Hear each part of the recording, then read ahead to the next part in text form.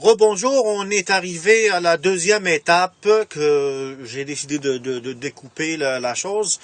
Alors, la deuxième étape, c'est vraiment comprendre la, la fonctionnalité et la procédure de la chose qu'on a pognée là en dedans là. C'est quoi ce problème là? Alors, ce problème là, euh, c'est une alarme qu'on a apprise. On appelle ça une alarme apprise. Alors, c'est une alarme qui d'origine est incluse dans le corps humain, qui vient à l'origine dans le corps humain comme ça. C'est une alarme qui, justement, nous permet de nous protéger du danger réel. Du danger réel. Alors, là, il n'y a pas un danger réel, j'imagine, pour le monde qui ont des troubles de panique, troubles d'anxiété. Ils paniquent pour rien, là, comme on dit. C'est juste des raisons irréelles.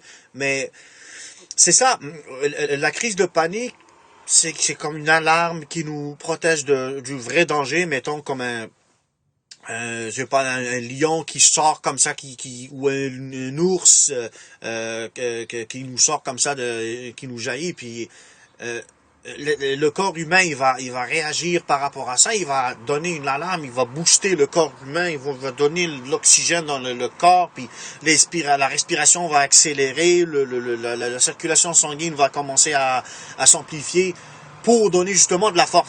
Mais les gens qui ont des troubles de panique, c'est ça qui nous fait peur, justement. C'est justement ces sensations-là qui sont faites pour nous protéger du danger réel.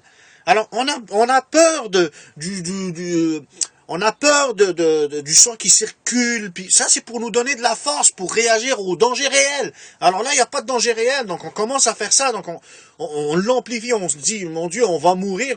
Mais finalement, elle est vulnérable, cette crise de panique, ces troubles anxieux, c'est toute cette cochonnerie-là.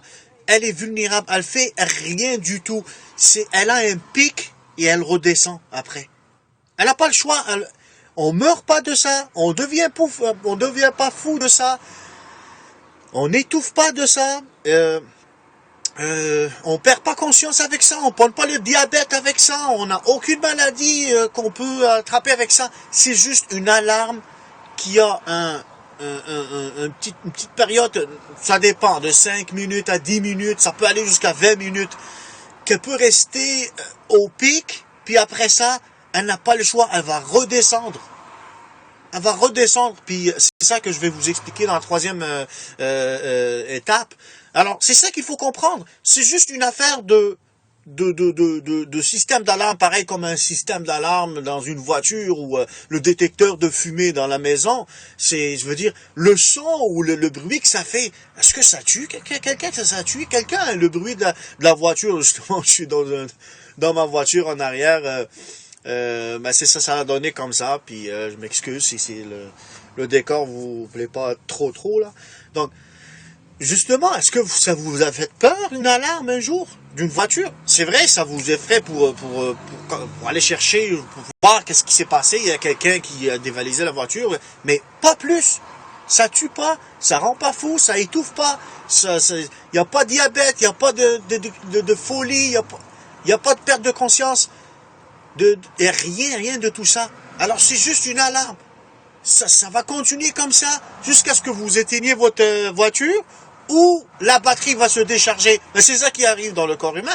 La batterie, dans le fond, le système d'alarme, il va il va éteindre tout seul. Tout seul, il va redescendre. Donc, c'est ça qu'il faut comprendre, c'est que c'est pas dangereux. C'est pas dangereux tout ça, c'est pas dangereux, ça donne le danger, le vrai danger, c'est la mort, c'est la folie, c'est l'invalidité, c'est tout ça. Mais il y a rien de tout ça. C'est juste un sentiment un sentiment de, comment dirais-je, de malaise intense. C'est tout. C'est tout. Je veux dire, si on est un tout petit peu plus fort, on peut juste le laisser passer. Seulement. Il va rien nous arriver. Alors donc c'est ça, il faut comprendre que c'est ça l'alarme apprise et tout. le corps humain, il fonctionne comme ça. Il est fait comme ça. Alors, les gens qui souffrent de tous ces troubles-là, malheureusement, c'est ça. Ils sont d'origine, on est d'origine comme ça. Et puis, on a rajouté un peu par des éléments extérieurs. Ça dépend des cas, des traumatismes, des événements vécus, des choses. On est arrivé à ce cercle vicieux. On est arrivé à ce cercle, à partir de la première crise de panique qu'on a faite. Maintenant, on va avoir peur de la crise de panique qu'on a pognée. On va dire, mon Dieu, est-ce que je peux aller à cette sensation que j'ai sentie la dernière fois? Donc, on l'amplifie jusqu'à là. La poignée la prochaine fois, puis l'autre, ça devient comme un cercle vicieux. Maintenant, on a compris qu'est-ce qui se passe dans le corps humain.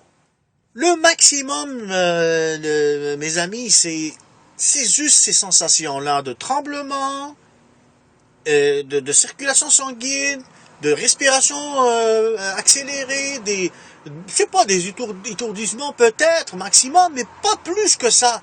Ça peut pas aller plus que ça. Le cœur arrête pas, mes amis. Le cerveau arrête pas de fonctionner. Il devient pas fou. On meurt pas, comme je vous ai expliqué toutes les affaires. Donc c'est juste ça. Si on arrive à se calmer puis à observer tous ces éléments, ces sensations qui sont vulnérables, ces sensations qui sont désagréables mais vulnérables, ils font rien. Si on arrive juste à les sentir et les laisser passer, dans le fond, ça va diminuer notre peur. C'est ça dont je vais vous parler dans la prochaine étape, la troisième et dernière étape. Merci.